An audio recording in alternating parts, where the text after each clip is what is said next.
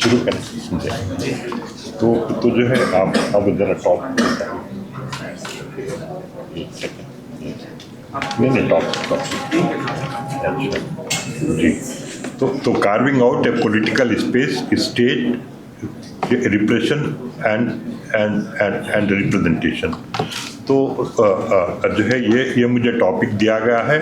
मैं आपको ये बताना चाहता हूँ कि मैं जो स्टेट के बारे में बात करूँगा और ये मुस्लिम्स के रिप्रेजेंटेशन के बारे में बात करूँगा और ये रिप्रेशन के बारे में आपको अयूब साहब जो है आपको क्या हुआ कि पुलिस एक्शन के बाद क्या हुआ उसका वो आपको बताए हैं। तो रिप्रेशन पार्ट जो है मैं इस टॉपिक से अलहदा रखता हूँ। तो मैं जो रिप्रेजेंटेशन के बारे में बात करूँगा और वो जो तेलंगाना के साथ साथ आपको जो दूसरे जो सदर्न स्टेट्स हैं उसके बारे में भी मैं थोड़ा बात करूँगा। तो जो ये है कि आपको बैकड्रॉप आप अगर देखें तो बैकड्रॉप ये रह रहा है कि जो Telugu speaking areas in South India comprising what are known popularly today as Telangana and Seemandhra, following the bifurcation of our united Andhra Pradesh, have had a checkered political and administrative history. The present-day Telangana state once formed part of erstwhile Nizam state. Seemandhra, now residuary AP, following bifurcation, was part of the erstwhile Madras Presidency during the British rule. Though these areas were originally ceded to British by the Nizams of Hyderabad at the beginning of our 19th century. जो आप जो सीमांध्रा जो बोल रहे हैं, सीमांध्रा भी आपको वो निज़ाम स्टेट का ही पार्ट था। वो भी निज़ाम स्टेट के अंदर ही था। तो उसको जो ब्रिटिश को जो है आप वो सीट कर दिए थे, ब्रिटिश को जो दे दिए थे निज़ाम। तो आपको ये सीमांध्रा जो तेलंगाना से मुख्तलिफ है उसको बोलना वो सही नहीं है। ये दूसरी चीज़ ये हुई कि वो ब्रिटिश राज में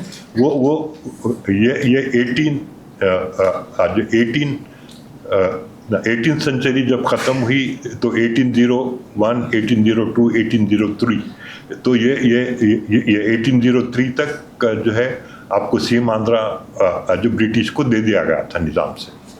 ये निज़ाम स्टेट से जो है उसको सीट कर दिया गया था। तो जो आप अगर ये देखें तो वो ड्यूरिंग दी या prior to the Nizams, the territory inhabited by Telugus formed part of Kakatiya, Bahmani, Vijayanagar and Qutub Shahi kingdoms and the Mughal Empire. During the reign of the first Nizam, Mir Khamruddin Ali Khan, the territory of Hyderabad state extended from Narmada to Trichinappalli and from Machilipatnam to Bejapur. Between 1766 and 1800 AD, the sovereignty of Nizams declined considerably and the British gained their authority over them by compelling them to sign 6 treaties. 6 treaties sign हुए आपको निज़ाम और British से, और वो जो हर treaty के साथ साथ उनको जो निज़ाम स्टेट का कुछ एरिया दे देते गए हैं। First, the northern Sarkars were ceded to the British in 1766, followed by the southern Sarkars, Guntur region, in 1788, and the ceded district, that is Rayalaseema, in 1800 AD. The British acquired Nellore and Chittoor from the Nawabs of Arcot. Thus, by the beginning of the 19th century, the Telugu land was divided mainly into 2 distinct regions, Telangana comprising 1/3 of the territory under the Nizams, and Andhra consisting of the larger part, who were namely coastal Andhra and Rayalaseema under the British. Both the regions were home to a sizable Muslim community. While they formed the aristocracy in Hyderabad state, the Muslims were a largely backward community in Madras Presidency.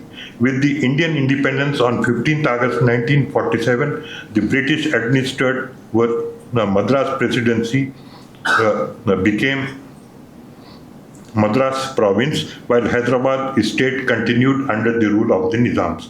However, 13 months after independence, on 17 September 1948, Hyderabad state was merged into the Indian Union, and the 7th Nizam Mir Usman Ali Khan, signed the instrument of surrender following the Indian Army offensive known otherwise as police action. Hyderabad state then comprised of three distinct linguistic regions, namely Telugu-speaking Telangana, the Kannada-speaking Hyderabad, Karnataka, and the Marathi-speaking Marathwada. Composite Madras state consisted of Tamil, Malayalam, Kannada, and Telugu-speaking areas, including Seedat and Sircar districts, that is Seemandhra. On 1st October 1953, Telugu-speaking areas were carved out of composite Madras state to form the first Telugu state known as Andhra state in the aftermath of the fast unto death undertaken by Potti Sriramulu. Following the recommendations of the first State Reorganization Commission, both Hyderabad and composite Madras states were trifurcated in 1956. So Telangana region of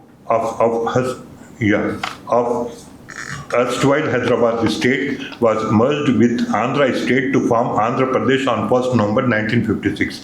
The Kannada-speaking areas of Hyderabad state were merged with Mysore state and the Marathi-speaking areas with Bombay state. Similarly, the Malayalam-speaking areas of Madras state were merged with Kerala and Kannada-speaking districts with the then Mysore state. For Muslims of erstwhile Hyderabad state, the police action that signaled the march of Indian Army and the accession of Hyderabad to Indian Union was a watershed event, as it had a serious impact on them. The violent killings, plunder and loot, the purge from government services, and the abolition of Jagirs and Inams in the wake of police action dealt a body blow to the Muslims here. Similarly, the bifurcation of composite Madras state to form Andhra state in 1953 and trifurcation of the remaining Madras state in 1956 had a negative fallout on the Muslims of the region. So, when the new states were formed, namely Kerala and Andhra Pradesh, and Marathi and Kannada speaking areas were added to Bombay and Mysore state respectively, the Muslims in these states found themselves in an unenviable situation. They did not know what the new states and the states that absorbed their areas had in store for them. There was uncertainty all around about their status and more worries about their economic and social well-being apart from concerns over their safety and security. So the Muslims in these 5 states, AP, Tamil Nadu, Kerala, Karnataka and Maharashtra, had to adjust to the new realities and chart out ways for their socio-economic rehabilitation. Politics was the last thing on their minds. Over the years and decades, despondency gave way to hope, and the neglect were replaced with efforts for socio-economic well-being of Muslims. The phase of riots, particularly in AP, Karnataka and Maharashtra, saw Muslims suffer the most. The governments in the 5 states launched some schemes and programs for Muslims and other minorities and set up a string of institutions and organizations to implement these schemes. Kerala, Karnataka and Tamil Nadu provided reservations for the backward regions, for the backward sections of Muslims. AP was in the forefront in setting up the minority-related institutions ranging from Waqf Board, Urdu Academy and Minorities Commission to Hajj Committee, Minorities Finance Corporation and Center for Educational Development of Minorities.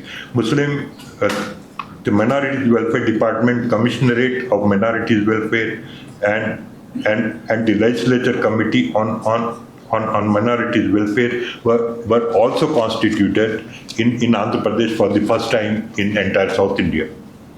So ये आपके यहाँ के 1948 में police action के बाद आपको मजलिस इत्तेहादुल मुस्लिमीन के ऊपर पाबंदी आयद कर दी गई थी, और जो भी उस टाइम पर जो भी रजाकार मूवमेंट चला रहे थे, जो भी रजाकार थे, उनको अरेस्ट किया गया था, उनको जेल किया गया था, उनके ऊपर केसेस चलाए जा रहे थे।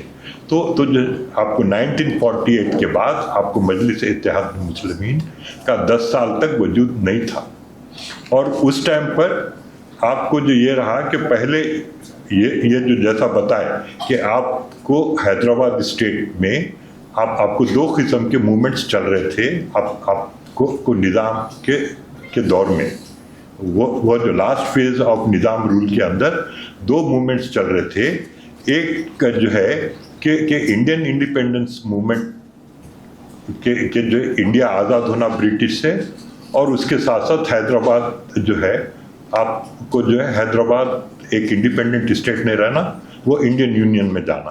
तो वो वो मूवमेंट जो है कांग्रेस आपको बेसिकली कांग्रेस जो हैदराबाद कांग्रेस का वही मंशा था कि जो है हिंदुस्तान आज़ाद होना और हिंदुस्तान में आपको हैदराबाद शामिल होना।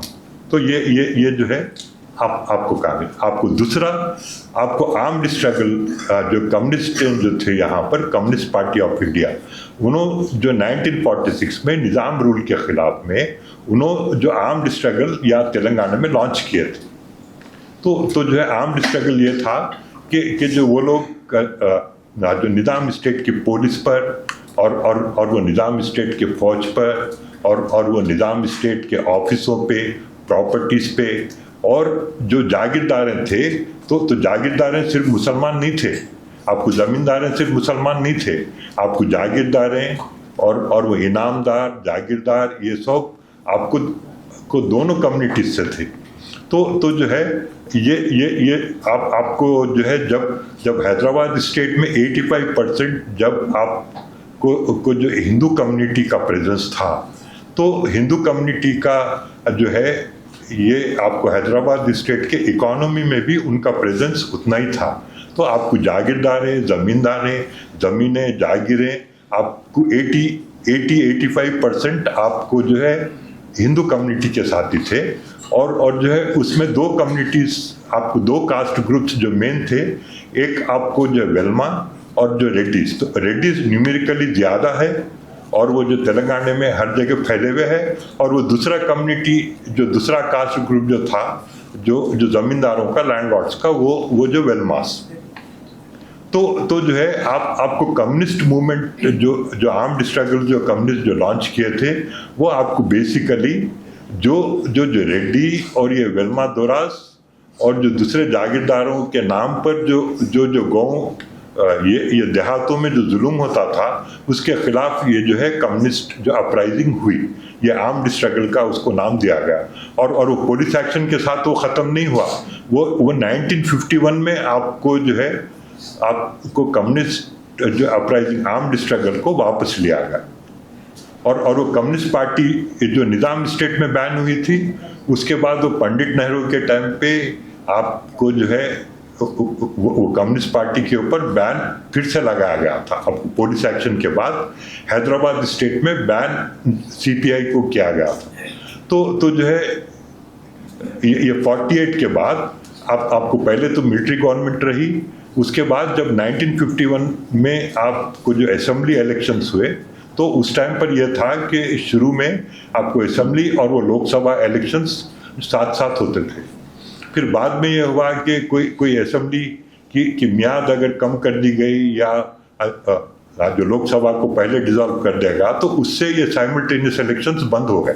तो 51 में आपको लोकसभा और असेंबली इलेक्शंस एक साथ हुए, आपको हैदराबाद स्टेट में हुए, और वो हैदराबाद स्टेट के अंदर आपको ये रहा कि जबकि सीपीआई के ऊपर बैन था, तो प्रोग्रेसिव डेमोक्रेट फ्रंट के नाम के ऊपर आपको जो भी जो जो जो लेफ्टिस्ट कैंडिडेट्स जो थे, जो कम्युनिस्ट कैंडिडेट्स जो थे, वो लड़े। और जो कांग्रेस के बाद आपको मेन अपोजिशन आपको हैदराबाद स्टेट में पीडीएफ था, आपको प्रोग्रेसिव डेमोक्रेटिक फ्रंट था। और तो जो है हैदराबाद के अंदर भी आपको पीडीएफ के कैंडिडेट्स जीते, आपको हैदराबाद सिटी के अंदर भी। और वो जो है आपको 51 के बाद फिर आपको यह हुआ कि जो है 1955 में जो इलेक्शंस यहाँ पर जो 1957 में हुए तेलंगाना में इलेक्शन, तो आंध्रा में आपको कंपोजिट मद्रास स्टेट में 1951 में इलेक्शंस हुए। और ये रहा कि एक भी आपको एंटायर सीम आंध्रा के अंदर एक भी मुस्लिम कैंडिडेट जो इलेक्ट नहीं हुआ। उसके बरखिलाफ यहाँ हैदराबाद स्टेट में आपको कांग्रेस की तरफ से भी जो है नुमाइंदगी दी गई थी, और वो आपको पीडीएफ की तरफ से भी दी गई थी। तो उससे यहाँ पर जो है कुछ मुस्लिम्स आपको इलेक्ट हुए। और जो है ये इसके साथ साथ ये हुआ कि आंध्रा में जब आंध्रा स्टेट जो था 53 में, तो आंध्रा स्टेट के अंदर वहाँ की गवर्नमेंट गिरी और वहाँ पर इलेक्शंस हुआ था, तो 1955 में हुआ था। तो जो है फिर उसके बाद 57 में इलेक्शंस हुए। ये 57 के अंदर भी आपको कम्युनिस्ट पार्टियां थे, तो पहले एक ही वो सीपीआई थी, फिर 1964 में स्प्लिट हुए, वो सीपीआई और सीपीएम में स्प्लिट होने के बाद आपको 60 वो जो 7 ये 57 में तो एक ही थी, कम्युनिस्ट पार्टी ऑफ इंडिया थी। तो 57 में सीपीआई जो है आपको इलेक्शन लड़ी, और वो कांग्रेस भी ज़्यादा कैंडिडेट्स को वो जो जिसमें मुस्लिम्स भी थे उनको जो है ये टिकटें दिए, और इलेक्शन के अंदर लोकसभा के अंदर भी और असेंबली के अंदर भी। और इसके बाद ये हुआ कि 1958 में आपको मजलिस इत्तेहादुल मुस्लिमीन का रिवाइवल हुआ।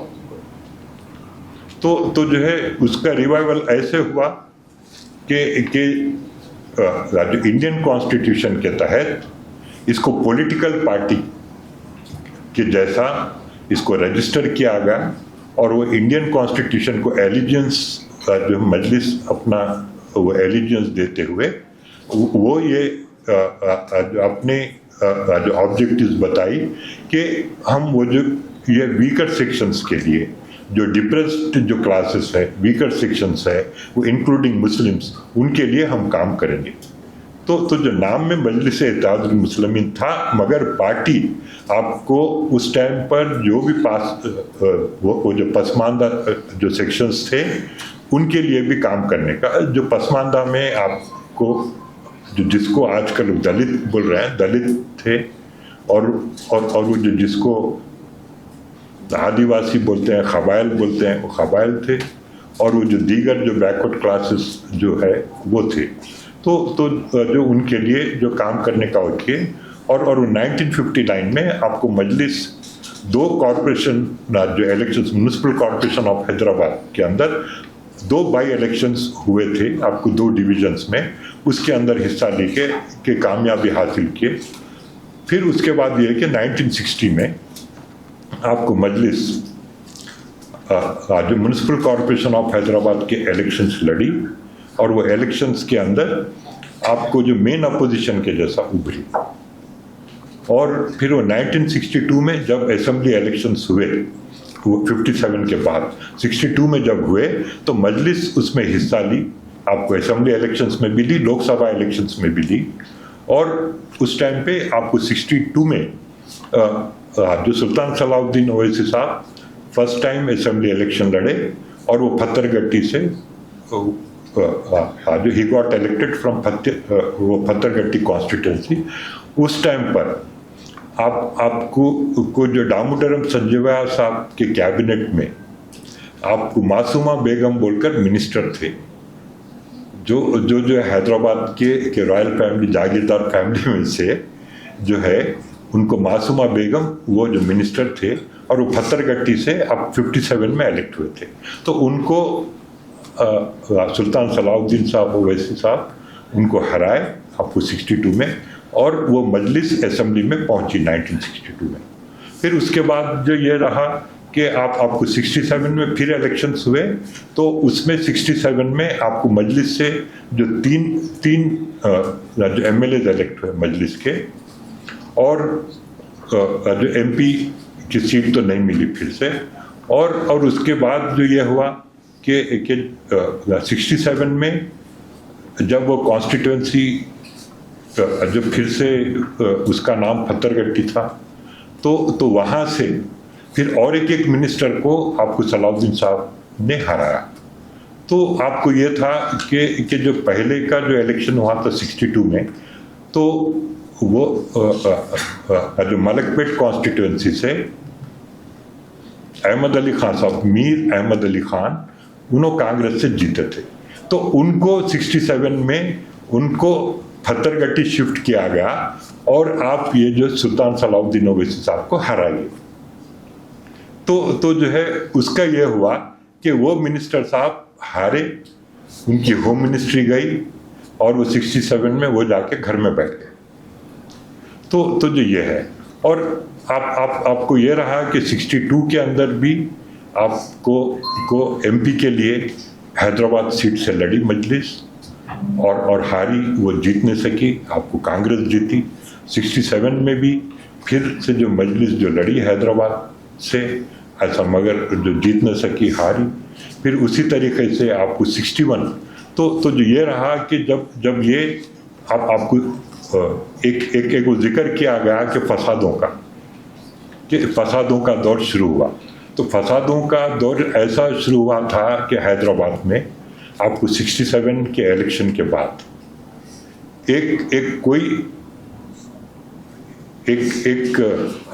वो हिंदू कम्युनिटी के रॉडी शीटर का मर्डर हुआ था, उसका कत्ल हुआ था। उसके बाद उस टाइम के कांग्रेस के जो एक बड़े लीडर थे, जो बाद में चीफ मिनिस्टर बने, टी अंजैया, उन्होंने जो है ये करे कि उसका प्रोसेशन निकाला गया जिसका कत्ल हुआ। तो उसको शमशान घाट लेके जाने के लिए एक प्रोसेशन, एक रैली हुई, और वो रैली जो है आपको गड़बड़ शुरू करी। तो निम्बोली अड्डे का जो फसाद है, ईसा मियां बाजार निम्बोली अड्डे का, आपको पहला फसाद जो है आप कुछ 68 में हुआ। फिर उसके बाद आपको जो है दूसरी मर्तबा जो हैदराबाद में जो फसाद नहीं, थोड़ी गड़बड़ हुई थी, वो थी कि आपको वो 1970 अगस्त 1969 में आपको मस्जिद अक्सा के अंदर एक आर्सन इंसिडेंट हुआ था। उसके प्रोटेस्ट में यहाँ पर जुम्मे की नमाज के बाद लोग प्रोटेस्ट करना चाहते थे। वो टाइम पर आपको जो 69 में आपको वो एक फसाद हुआ, और फिर ये फसादों का सिलसिला तो वो एक अलग इशू है। यहाँ पर पॉलिटिकल रिप्रेजेंटेशन की बात की जा रही है। तो आप अगर देखें तो ये मजलिस जो है आपको 77 के अंदर भी आपको इलेक्शन लड़ी। 71 के अंदर आपको यह हुआ जब वो जो लोकसभा इलेक्शंस हो रहे थे, तो उससे पहले 1969 में तेलंगाना एजिटेशन हुआ कि हमारे को तेलंगाना दो बोलकर यहाँ पर एक बहुत बड़ा एजिटेशन चला, और वो वायलेंट भी हुआ। और उसके बाद वो जो तेलंगाना प्रजा समिति जो उस मूवमेंट को स्पीयरहेड कर रही थी, एजिटेशन को जो चला रही थी, वो 71 के लोकसभा इलेक्शंस जो लड़े, और उनको खातिर खा कामयाबी हासिल हुई। अब अगर 71 जो 69 से 71 का जो तेलंगाना एजिटेशन था, उसके अंदर वो जो है आपको जो यहाँ पर जो हैदराबाद के अंदर और तेलंगाना के अंदर, आंध्र प्रदेश में जो ओपिनियन जो थी मुसलमानों में, वो डिवाइडेड थी। तो आपको जैसा तामीर मिल्लत और जो दीगर जमातें आपको सेपरेट तेलंगाना एजिटेशन को सपोर्ट करते थे, और वो मजलिस इत्तेहादुल मुस्लिमीन अपोज कर रही थी। वो इसलिए अपोज कर रही थी कि पहले आपको ट्राइफर्केशन आपकी कम्युनिटी का हुआ, और आंध्रा के अंदर भी जो है उनका भी मद्रास स्टेट से फिर उनको एक छोटे स्टेट में करे, फिर उसके बाद उनको यहाँ पर उनको मिला है। आपका ट्राइफर्केशन हुआ, आपको जो 3 हिस्सों में तकसीम किया गया, एक आपको मराठवाड़े के अंदर वो किया गया, आपको दूसरा जो हैदराबाद कर्नाटका, तीसरा तेलंगाना। तो फिर से आप अगर जो आंध्र प्रदेश की तकसीम अगर होती है तो फिर मुसलमानों जो फिर डिवाइड हो जाएंगे। तो ये चीज़ इस बुनियाद के ऊपर आपको तेलंगाना एजिटेशन को आपको मजलिस जो 1969 से 71 में अपोज करी, और उस टाइम पे जो कांग्रेस जो गवर्नमेंट थी उसका साथ दिए। तो आपको 71 में जब हैदराबाद के अंदर लोकसभा इलेक्शंस हुए, आपको जो दूसरे मुकामात के साथ साथ, तो जब वो जो है आपको कांग्रेस और ये मजलिस मिलकर एक इंडिपेंडेंट कैंडिडेट को ठहराई थी, जो बदरुद्दीन तैयब जी थे, जो IFS थे, एक वो जो वेल नोन डिप्लोमेट थे, तो उनको जो है दोनों के कॉमन कैंडिडेट के जैसा, इंडिपेंडेंट के जैसा ठहराए। अब मगर TPS जो कांग्रेस के MP जो थे वो TPS में चले गए थे, और वो TPS से वो जीते 71 में।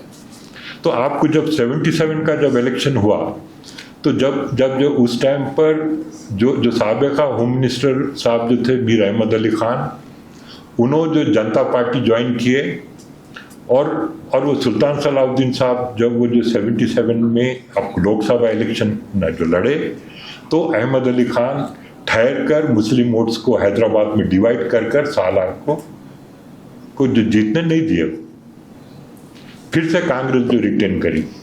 तो फिर वो 1980 के अंदर भी जो कांग्रेस जो रिटेन करी, आपको 78 के बाद आपको जब कांग्रेस जब एक फैक्शन कांग्रेस का वेंगलराव फैक्शन जो पावर लूज करा, और ये कांग्रेस आई, इंदिरा कांग्रेस जब जीती चन्ना रेड्डी साहब के साथ, तो चन्ना रेड्डी ये किए कि उस टाइम पर एक इंसिडेंट हुआ था, जो अब वो कलकत्ते का आप जो सुन रहे हैं पूरी गड़बड़ उसी तरीके का। तो यहाँ पर ये हुआ था, एक रमीजा भी बोलकर एक लेडी थे, उन्होंने कौन थे क्या थे वो उसमें जाना नहीं है, उनको और उनके हस्बैंड को जो पुलिस जो है ये की कि पकड़कर रक्शे में से उतार कर लेके जाकर वो जो है आपको नल्लाकुंटा पुलिस स्टेशन में रेप किया गया रमीजा बी का, और उनके हस्बैंड को अहमद हुसैन को जो है टॉर्चर करके मार दिया गया।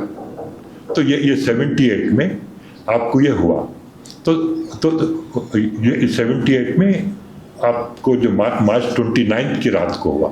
तो उसके बाद ये हुआ कि 78 में जब इलेक्शंस हो रहे थे, उस टाइम पे जनता पार्टी भी आपको बन गई, आपको जो नेशनल लेवल पे पावर में थी, और यहाँ पर भी जो है एक स्ट्रांग जो है आपको जनता पार्टी एक स्ट्रांग अपना प्रेजेंस बताई, और यहाँ पे आंध्र प्रदेश की 294 MLAs में आपको जो 175 कांग्रेस को मिले थे, और 60 आपको जो जनता पार्टी के MLAs जीते थे। तो उस टाइम पे जो जनता पार्टी के MLA नायनी नरसिम्हा रेड्डी जो थे मुर्शिदाबाद के, उन्होंने प्रोटेस्ट ऑर्गेनाइज करे कि ये आप पुलिस स्टेशन में रेप और ये मर्डर करना ये सही नहीं है। तो उसके बाद आपको हैदराबाद में एंटी पुलिस आपको राइटिंग हुई, 2-3 दिन हुई, और वो 3 अप्रैल जो 1978 को आपको बंद कॉल दिया गया पूरे अपोजिशन पार्टी, जिसके अंदर मजलिस भी शामिल थी। और उस दिन जो इतनी गड़बड़ हुई कि पुलिस चौकियों के ऊपर अटैक्स हुए, पुलिस स्टेशनों पे हुए, और वो जो है पूरे जो है तो उसके अंदर हिंदू और मुस्लिम दोनों मिलकर शिरकत कर वो एंटी पुलिस वो जो राइटिंग हुई। तो उसके बाद जो ये हुआ कि जो कांग्रेस की जो सरकार जो थी वहाँ पर वो उन्होंने ये समझे, और उस टाइम के जो चीफ मिनिस्टर जो थे चन्ना रेड्डी साहब, उन्होंने समझे कि ये हिंदू और मुस्लिम के इत्तेहाद को अगर ख़त्म करना है तो वो जो फसादा कराना। तो सब्जी मंडी में आपको हैदराबाद में सब्जी मंडी जो है वहाँ पर फसाद शुरू हुए। वो सिलसिला आपको हर इलेक्शन के टाइम पे होता था, और हर फेस्टिवल, हिंदू फेस्टिवल रहो या मुस्लिम फेस्टिवल रहो, उसके टाइम पर वो सिलसिले को जो जारी करते, उसको जो जारी रखते थे। तो जो है ये आपको तो ये पीरियड में आपको ये रहा कि जो 78 से लेके एक समझिए आप वो जो 98 तक का एक 20 साल के पीरियड में आपको ऑन एंड ऑफ जो है फसादा होते रहे, और वो 78 से 88 तक का तो बहुत ज़्यादा, 88 क्या 90 तक बहुत ज़्यादा हुए। तो जो है आपको जैसा एक वो जो 1984 के फसाद का जिक्र किया था अय्यूब साहब, तो 84 में जो फसाद जो हुआ था तो उसमें यह था कि एन टी रामाराव को हटाकर एक उनके पार्टी के लीडर कांग्रेस की सपोर्ट से वो जो है वो चीफ मिनिस्टर बने थे, नाडेंडला भास्कर राव। तो उनको हटाने के लिए जब ये जो गणेश प्रोसेशन निकला तो उसके अंदर तशद्दुद किया गया, और वो तशद्दुद कर वो भास्कर राव को हटाने की कोशिश की गई, और उसके नतीजे में ये फसाद बहुत बड़ा हुआ, और वो फसाद होने के बाद भास्कर राव को हटा दिया गया, एन टी रामाराव को फिर से इंदिरा गांधी ने बिठाया। इससे हटके आपको हैदराबाद का सबसे बदतरीन जो फसाद हुआ वो 1990 का था। तो वो 1990 का फसाद जो हुआ, आपको पूरे पुराने शहर में, आपको नए शहर में, और सिकंदराबाद के कुछ एरियाज में भी आपको गड़बड़ होते रही, फसाद होते रहा। तो वो ये था कि चन्ना रेड्डी साहब जो दोबारा जो 89 में जो दोबारा उन चीफ मिनिस्टर बने थे, उनको हटाने की साजिश के तहत कांग्रेस लीडरें जो सिटी के थे उनमें कई है, कुछ मर चुके हैं, कुछ जिंदा है, उन्होंने पार्टियां बदल कर फिर एक्टिव है, वो लोगों ने ये फसाद बर्पा करा था 1990 का डॉक्टर चन्ना रेड्डी को हटाने को।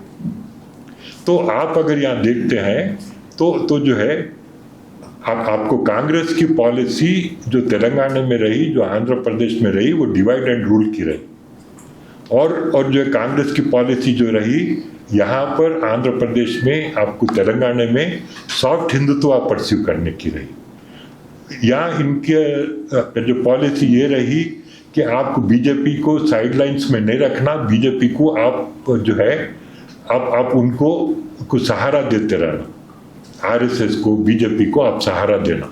ये यहाँ के कांग्रेस के सक्सेसिव गवर्नमेंट्स की ये पॉलिसी रही। तो वो चन्ना रेड्डी के टाइम पर जब चन्ना रेड्डी को हटाने का जो कोशिश की जा रही थी 1978 में, तो चन्ना रेड्डी ये करे कि आपको हैदराबाद के पुराने शहर में आपको बोनालू का सेंट्रलाइज्ड प्रोसेशन निकालने की इजाजत दी। फिर आपको 1980 में हैदराबाद में पूरा सेंट्रलाइज्ड गणेश प्रोसेशन निकालने की इजाजत दी, और उस टाइम पे भाग्यनगर गणेश उत्सव समिति आपको 1980 में उसका क़याम हुआ। तो भाग्यनगर का नाम कैसा है? तो जो है चन्ना रेड्डी जो ये चाहते थे कि हैदराबाद की तहजीब को ख़त्म करना, और हैदराबाद में जो हिंदू मुस्लिम की भाईचारगी जो चल रही है उसको ख़त्म करना, और वो जो कांग्रेस को मजबूत करना या अपना राज कंटिन्यू करना। तो वो सेंट्रलाइज्ड पोजीशन आपको 1980 में निकला चन्ना रेड्डी साहब के दौर में, वो मगर उनको बचा नहीं सका, उनको जो है वो रिप्लेस किया गया, अंजा साहब आके बैठे। फिर वो अंजा साहब के वो दौर में भी फसाद चले, उसके बाद भी एन टी रामाराव को क्रेडिट दी जाती है कि फसाद नहीं हुआ। वो 84 तो जो 83 का फसाद जो हुआ आपको बकरीद के टाइम पे एन टी रामाराव के टाइम पर हुआ, उसके साथ साथ 84 का वो भास्कर राव के टाइम पे हुआ, उसके बाद 85 का फसाद हुआ। तो आपको एन टी रामाराव के टाइम पे भी फसादों का सिलसिला जारी रहा, क्योंकि तेलुगु देशम का भी यही था कि जो है आपको मुस्लिम में या हिंदू मुस्लिम यूनिटी हैदराबाद में नहीं आना। तो जो है ये है। तो ये आप जब पॉलिटिकल वो जो नुमाइंदगी की बात कर रहे हैं, तो इसके अंदर एक चीज़ ये जो साफ साफ आपको दिखती है कि जो जैसा आपको मजलिस का ये रहा कि कंसोलिडेशन आपको जो है इलेक्शन सक्सेसिव इलेक्शंस के बाद होता रहा। तो आपको ये रहा कि 83 में जब तेलुगु देशम आपको कांग्रेस को हटा के इक़्तिदार पर आई, उस इलेक्शन में आपको मजलिस के 3 जाकर 5 सीटें हुई, और फिर उसके बाद आपको मजलिस के सीटें वो 4 हुए, 5 हुए, 4-5 होते रहे। फिर ये मजलिस के अंदर आपको आपको जो 93 में स्प्लिट आया, स्प्लिट के बाद जो असेंबली इलेक्शन हुआ था उसके अंदर मजलिस को 1 सीट मिली थी और वो मजलिस बचाओ तहरीक को 2 सीटें मिली थी। फिर उसके बाद जो इलेक्शंस हुए, फिर मजलिस का नंबर फिर 5 हुआ, फिर उसके बाद वो जो 2009 में 7 हुआ, तो 2009 और वो 14 और 18 और 23 के अंदर आपको मजलिस के हर मर्तबा 7-7 MLAs इलेक्ट हुए। तो आप अगर ये देख रहे हैं तो यहाँ पर ये था कि आपको लेट आपको 70s तक, आपको 1980 तक कांग्रेस ये पॉलिसी कर रही थी कि हैदराबाद के अंदर जो मुस्लिम डोमिनेटेड एरिया है उसके अंदर हिंदू को टिकट दो, और सिकंदराबाद जो है देखिए तो हिंदू डोमिनेटेड एरिया है, वहाँ से एक माइनॉरिटी कैंडिडेट को टिकट दो। तो उस तरीके से आपको बाकर अली मिर्जा, MM हाशम 71 में, 67 में बाकर अली मिर्जा, 71 में MM हाशम, 77 में MM हाशम, 80 में MM हाशम, वैसा सिकंदराबाद से जीते। यहाँ से GS मलकोटे, आपको हैदराबाद से GS मलकोटे, KS नारायणा, ऐसा तो जो है ये था। जब वो 84 में मजलिस हैदराबाद से जीतने के बाद वो जो है आपको सिकंदराबाद से आपको मुस्लिम कैंडिडेट को टिकट देना बंद कर दिया, वो सीधा। तो जो है ये रहा। और वो जो दूसरी चीज़ ये रहा कि जैसा आपको मजलिस से या हैदराबाद से MP इलेक्ट होने शुरू हुए मजलिस के, तो और वो जो मजलिस के MLAs की तादाद बड़ी वो सक्सेसिव जो इलेक्शंस के अंदर, उसके बाद ये आपको देखने में आता है कि दूसरे प्लेसेस से, rest of Telangana, rest of AP से आपको मुस्लिम्स को टिकट देना कम कर दिया गया, और वो जो है आपको लोकसभा के अंदर तो टिकट भी देना बंद कर दिया गया। वो चाहे तेलुगु देशम पार्टी रहो या कांग्रेस रहो, वो टिकट नहीं देने जो लगे जो लोकसभा के अंदर, और असेंबली के अंदर भी कम से कम कैंडिडेट्स को वो ठहराने लगे। और वो जो वोटर्स का रुझान भी ऐसा बनाया गया ये हैदराबाद के बाहर कि जैसा शब्बीर अली साहब जो कांग्रेस के बड़े जो लीडर है, अब उन्होंने जो एडवाइज़र है, आपको गवर्नमेंट एडवाइज़र है, और उससे पहले वो मिनिस्टर भी रह चुके हैं, उनके सियासी कैरियर में 9 इलेक्शंस, असेंबली इलेक्शंस लड़े, पूरे कांग्रेस के नाम पे लड़े। उसके अंदर खाली 2 इलेक्शंस जीते उन्हें। एक वो जो 89 में जीते, जब कांग्रेस की लहर चल रही थी, कांग्रेस वेव के अंदर जीते। फिर 2004 में फिर YSR के टाइम पे फिर कांग्रेस की लहर चल रही थी, तो जब जीते। उससे हटके 7 मरतबा वो हारे। वो जो कामारेड्डी से 8 मरतबा लड़े। फिर वो लास्ट टाइम वो निजामाबाद जाके परसों का जो इलेक्शन हुआ आपको 2023 का, तो उसमें वो निजामाबाद जाके लड़े। तो अगर ये पहले ये पार्टियां टिकट नहीं देते हैं, ये सो कॉल्ड सेक्युलर पार्टियां पहले मुस्लिम्स को टिकट नहीं देते हैं, और अगर देते हैं तो वो कोशिश ये नहीं होती है कि उनको जिताएं। तो जो आदमी अपनी लाइफ पूरा आपके पार्टी के नाम पे डेडिकेट कर दिया, वो इलेक्ट नहीं हो सकता। वो 7 मरतबा हारता है और सिर्फ 2 मरतबा जीतता है।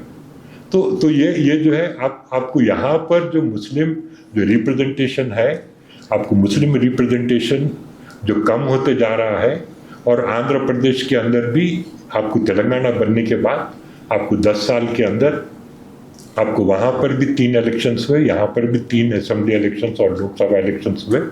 उसके अंदर ये देखा गया कि आपको जो है आपको तेलंगाना में आपको 2014 में एक का जो 7 मजलिस MLA जीते और 1 MLA TRS से जीता, आपको कांग्रेस से कोई नहीं जीता।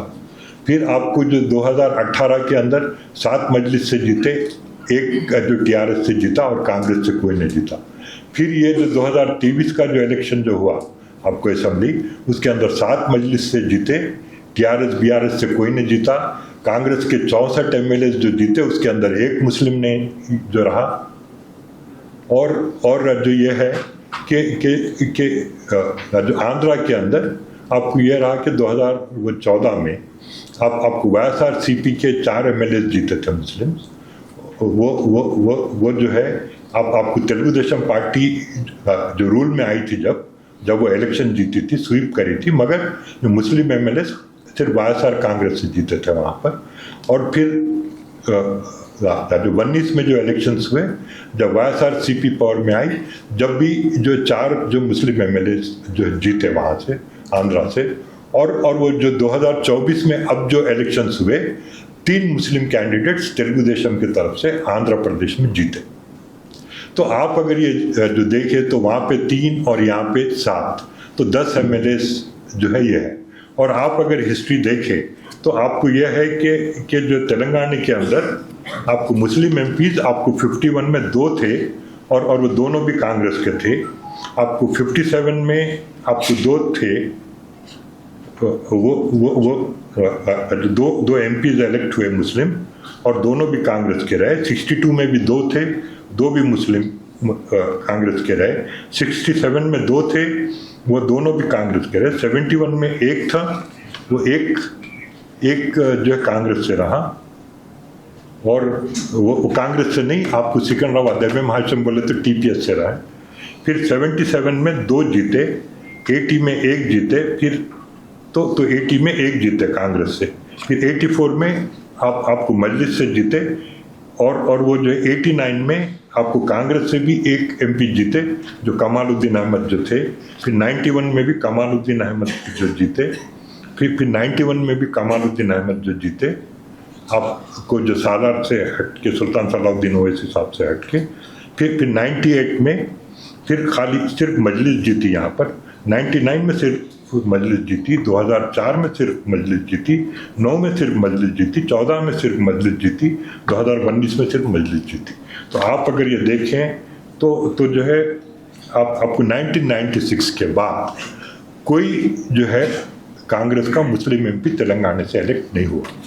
और आप अगर आंध्रा का देखते हैं तो आंध्रा में खाली वो 1957 में एक मुस्लिम जो जीते वहाँ से MP बने लोकसभा को, और 62 में वो 57 में 1 MP बने, 62 में 1 बने, और उसके बाद जो है आपको 1991 में आपको तेलुगु देशम से लालजान बादशाह MP बने।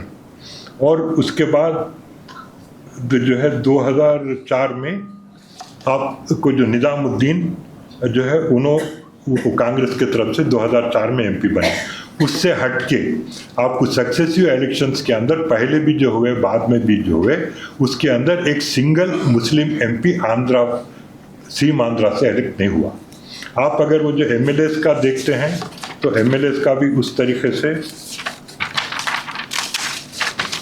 आपको यह है कि 1951 में 8 MLAs वो तेलंगाना से इलेक्ट हुए, और सीम आंध्रा के अंदर जो 0, और उसी तरीके से आपको 55 में 4 आंध्रा में इलेक्ट हुए, और वो ये 57 में 7 हुए, और सीम आंध्रा से 0, और वो 62 में 8 हुए, जिसमें फिर सीम आंध्रा से 1, फिर उसी तरीके से 67 में 7।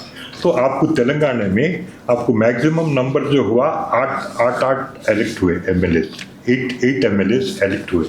आपको जैसा जो समझे 51 में हुए, 62 में हुए, और वो जो है 2004 और 2014, उससे हटके आपको तादाद जो है कम रही मुसलमानों की।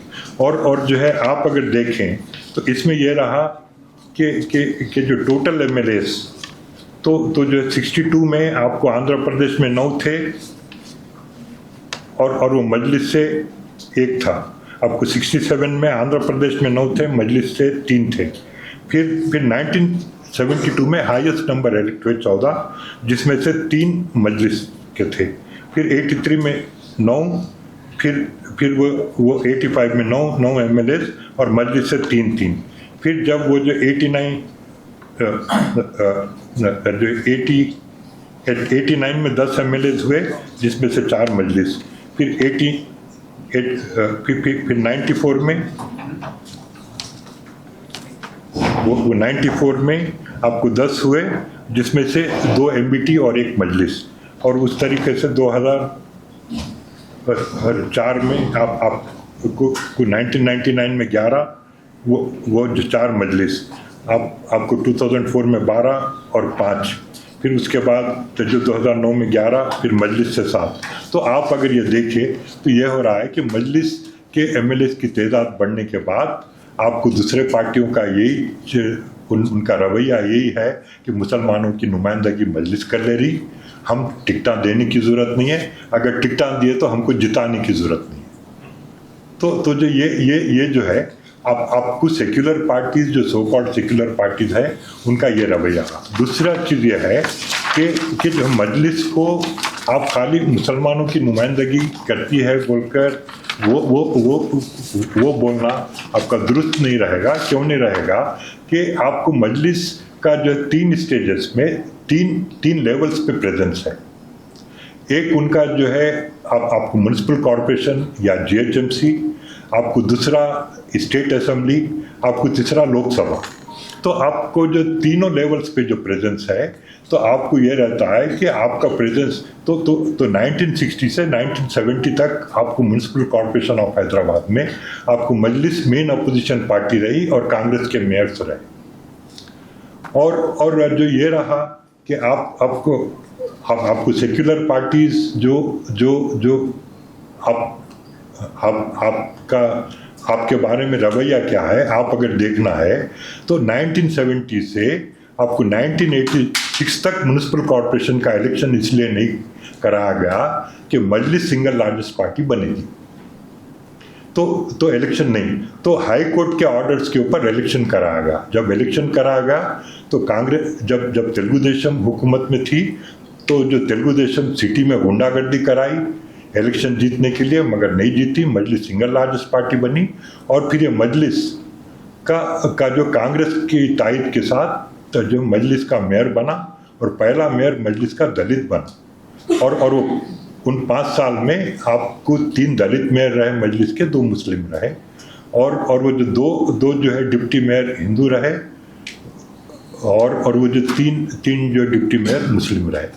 फिर उसके बाद आपको जो 1986 से उसकी बॉडी का टर्म 91 में ख़त्म होने के बाद 2002 तक फिर इलेक्शन नहीं कराया गया आपको म्युनिसिपल कॉरपोरेशन में कांग्रेस और तेलुगु देशम गवर्नमेंट से कि मजलिस फिर सिंगल लार्जेस्ट पार्टी बनेगी, हो सकता मजलिस का मेयर बनेगा, तो नहीं।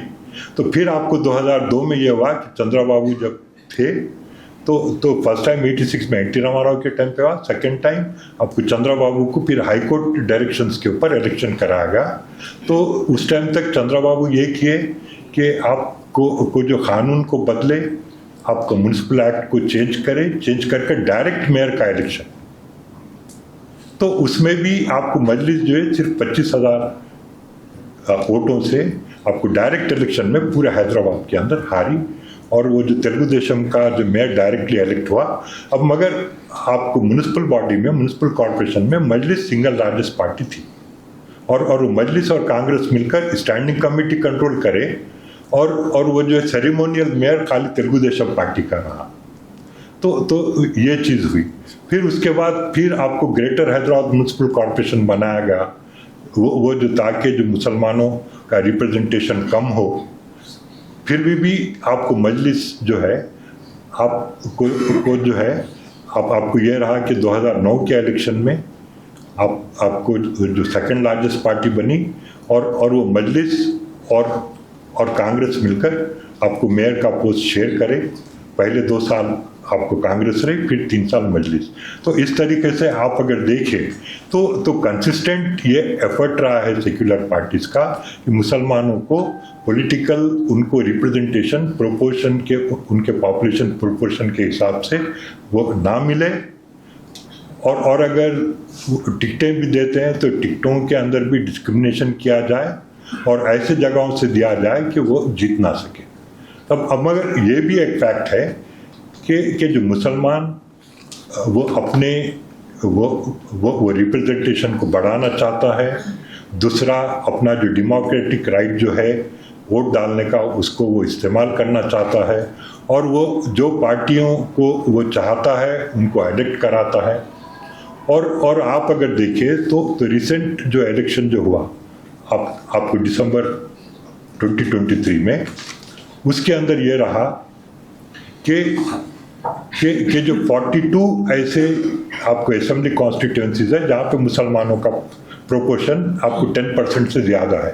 तो ये 42 में आपको 7 वो मजलिस के कॉन्स्टिट्यूएंसीज हैं, जो हैदराबाद के कॉन्स्टिट्यूएंसीज हैं, जो मजलिस 2009 से जीतते आए। उससे हट के आपको 35 दूसरे हैं। वो 35 के अंदर आपको 18 कॉन्स्टिट्यूएंसीज आपको बीआरएस जीती और 7 मजलिस जीती। आपको जो 8 बीजेपी जीती, जो पोलराइजेशन कर 8 सीटें जीते बीजेपी, और जो बचे 10 वो 10 सीटें जो है आपको कांग्रेस जो जीती। तो जहाँ मुस्लिम वो प्रोपोर्शन 10% एंड मोर है, उसमें 18 बीआरएस जीतती है और खाली 10 जो है कांग्रेस जीतती है। तो इससे आपको ये पता चलेगा कि मुस्लिम परसेप्शन में कांग्रेस को वो क्या समझते हैं कि बीजेपी की दोस्त या बीजेपी के गॉडफादर या बीजेपी के जो दोस्त या बीजेपी को जो पैदा करने वाले, बीजेपी को जो ताकत देने वाले क्या है क्या नहीं है, वो जो है क्या समझते हैं कांग्रेस के बारे में, ये मुस्लिम्स क्या ओपिनियन है वो आप जो देख सकते हैं। शुक्रिया।